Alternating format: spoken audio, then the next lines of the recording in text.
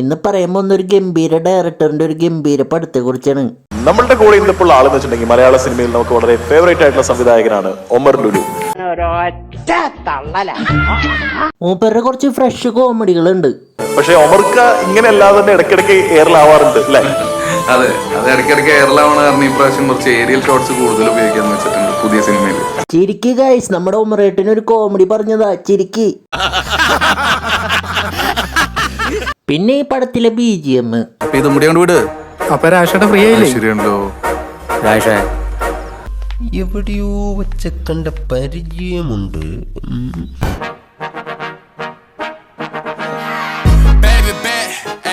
അടിച്ചു മാറ്റിയില്ലേ കള്ളൻ. പിന്നെ ഈ പടത്തിൽ കുറച്ച് ഫ്രീക്കന്മാരുണ്ട് എന്റെ പൊന്നുമോനെ. ഇതൊക്കെ ഒരു ഗുമ്മിടുന്നല്ലേ ഗൈസ്? ഈ പടത്തിന്റെ കഥ എന്ന് വെച്ചിട്ടുണ്ടെങ്കിൽ ഡൂഡിന്റെ ബർത്ത്ഡേ ആഘോഷിക്കാൻ എല്ലാവരും കൂടി തീരുമാനിക്കും. പിന്നെ ഈ ഡൂഡിന്റെ മോനാണ് കോഴിയണ്ണൻ. കോഴിയണ്ണൻ ഒരു കോഴിയാണ് ഗൈസ്. ലവ് യു 3 എപ്പോഴും കൂടുതലാ.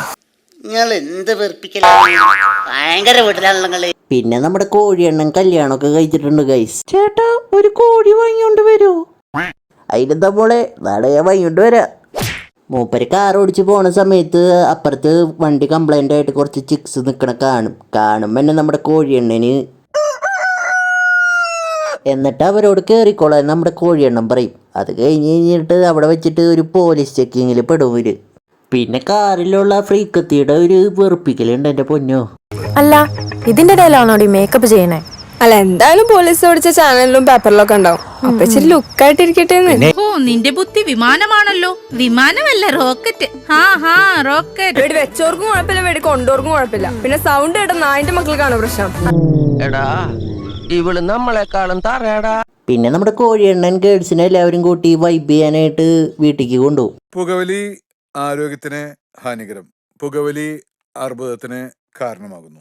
വേണ്ട മോനെ ഡ്രഗ്സ്, വേണ്ട നിന്റെ തടി നോക്കിക്കോ. കണ്ണിൽ കണ്ടത് വലിച്ചു കേറ്റി ജീവൻ പോകുമ്പോ നക്കിക്കോ. ഡേ കുപ്പി വിഴുങ്ങല്ലേടാ നീ, ഒഴിച്ചടിക്കല്ലേടാ നീ. ആര് ഒഴിച്ചു തന്നാലും വാങ്ങി കമത്തിടല്ലേ നീ. പിന്നെ ഇവരൊരു ഗെയിം കളിക്കും. ഈ കുപ്പി കറക്കിയിട്ട് നേരെ വരുന്ന ആള് എന്ത് ചോദിച്ചാലും പറയണം. അപ്പൊ മൂപ്പരോട് റിലേഷനൊക്കെ ഉണ്ടോന്ന് ചിക്സ് ചോദിക്കും. അപ്പൊ മൂപ്പര് സത്യങ്ങളൊക്കെ പറയും. ചേട്ടന് കുറെ റിലേഷൻസ് ഉണ്ടല്ലേ? എത്ര പേരുണ്ട് പറ. സ്ത്രീകൾ എന്നും എന്റെ വീക്ക്നെസ് ആയിപ്പോയി. തുറന്നു പറയാലോ, ഞാനൊരു സ്ത്രീലമ്പടനാ. നമ്മുടെ കോഴിയണ്ണന്റെ കോഴിത്തരം കണ്ടിട്ട് അവിടെയുള്ള ഒരു പെണ്ണിന് നമ്മുടെ കോഴിയണ്ണനോട് ക്രഷ് തോന്നും. പിന്നെ ലെവള് സെം ഫീസ് അടയ്ക്കാനായിട്ട് ഒരു 2 ലക്ഷം രൂപ തരുമെന്ന് ചോദിക്കും നമ്മുടെ കോഴിയണ്ണനോട്. കോഴിയണ്ണൻ പറ്റില്ല എന്ന് പറയും. പിന്നെ അവര് തെറി പറഞ്ഞ് അവിടുന്ന് പോകും. സ്വാമിയേട്ടാ, എന്നാ ഞങ്ങൾ പോട്ടെ കേട്ടോ. പട്ടിത്തൊണ്ടി സെറ്റ നായിന്റെ മോൻ.